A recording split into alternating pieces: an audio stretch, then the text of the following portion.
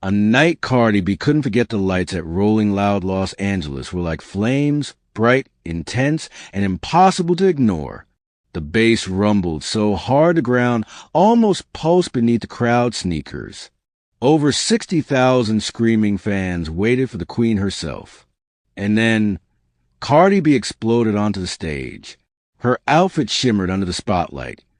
A custom red glittered bodysuit, diamonds on her neck, and heels high enough to make the sky jealous. She walked like a warrior, hair whipping behind her, nails dagger sharp, mic in hand like a sword. She wasn't just performing tonight. She was declaring war on her pain. It had been exactly 15 days since she made the announcement. She was done with Offset, the man she married, the man who fathered her daughter, Culture, the man who couldn't keep his loyalty locked down. The media had feasted like vultures. Offset caught arranging a threesome while Cardi films a Pepsi commercial. Cardi B breaks down during live. I'm tired of fixing a man who doesn't want to be fixed. But Cardi? She said nothing more. Instead, she poured everything into preparing for this moment. This was supposed to be her revenge night. Her silence turned to sound. Her hurt turned to heat. The beat dropped for I Like It, and the crowd erupted. Every lyric she rapped hit like a bullet. I Said I Like It Like That wasn't just a hook, it was a statement. But then, it happened. Just as the lights were supposed to shift for the next song, everything cut to black. No warning, no cue, no visuals. Cardi looked to the wings of the stage, confused. Her in-ear monitor buzzed static. Was this a tech issue? A joke? Then, the stage lit up with soft rose-colored lights. Roses, actual roses, began rolling onto the stage from both sides, pushed by handlers in black hoodies. Massive letter blocks followed behind, spelling out, "Take me back, Cardi," and then he appeared. Offset, walking slowly, dressed in all black like a man on his way to a funeral, his own, some would say. His face carried the weight of regret, and the arrogance of someone who thought love could be won back like a prize. In his hand, a bouquet of red roses. In his pocket, a mic. The crowd split. Some cheered, thinking it was a bold, romantic gesture. Others booed. But Cardi? Her body went still. She blinked twice, as if trying to wake up from a nightmare in front of thousands. The moment she thought she was reclaiming had been hijacked. Again, she forced a smile. "Y'all playing with me right now?" she shouted, voice shaking, not from laughter, but from rage she didn't want to release on stage. Offset stepped closer, mic in hand. "I just want to say I'm sorry, bruh," he began, looking out into the crowd, avoiding her eyes, in front of the whole world. "You my wife, the mother of my child. I was wrong. I ain't gonna lie. I miss you. I want to fix this." The fans were holding their breath. Cardi wasn't. Her chest heaved, as if her corset was crushing her lungs. Her hands trembled slightly. And suddenly, she turned her back on him.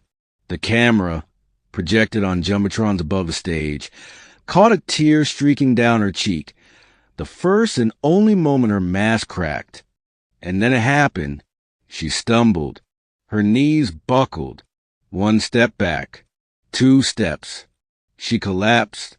Her mic dropped with a metallic clatter. Her body slumped onto the stage floor. Screams pierced the air. Security sprinted forward. Stagehands pulled the curtain. A medic team rushed in.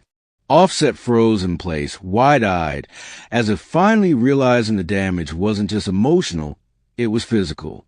Aftermath. Shockwaves through the industry backstage was chaos. Cardi's team swarmed around her, trying to shield her from cameras while assessing her condition. Paramedics administered oxygen. One of her assistants whispered through tears, "She hasn't eaten today." She didn't even drink water.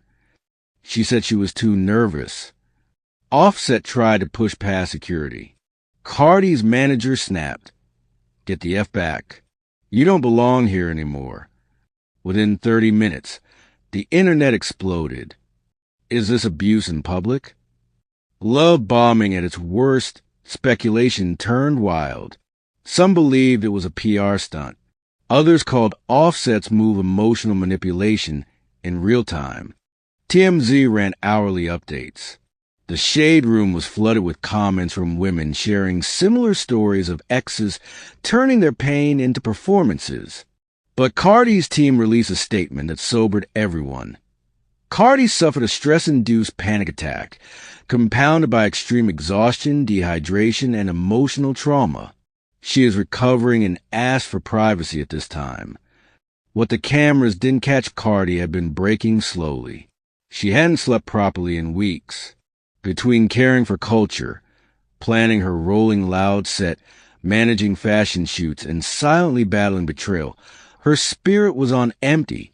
She had told no one how often she cried herself to sleep, how she'd skip meals just to avoid breaking down in public, how Offset had called her 10 times that day, begging her not to perform through your phone. But Cardi didn't want pity. She wanted to prove strength. But her body gave out before her spirit could finish the fight. Redemption or rebuild. Days passed. Cardi went dark. No tweets. No lives. No paparazzi shots.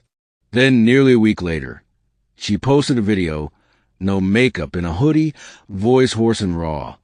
"I fainted because I'm tired. Tired of fake apologies.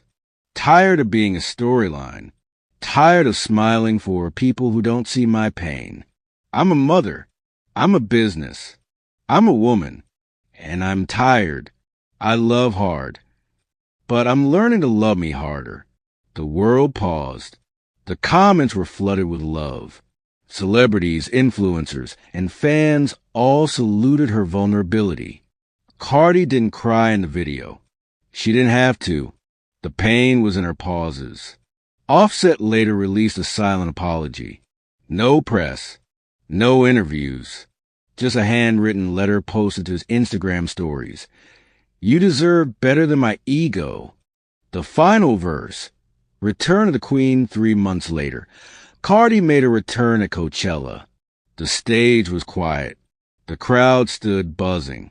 And then she walked out, not in red glitter, but in black and gold. Regal. Focused. She walked to the edge of the stage. Took the mic.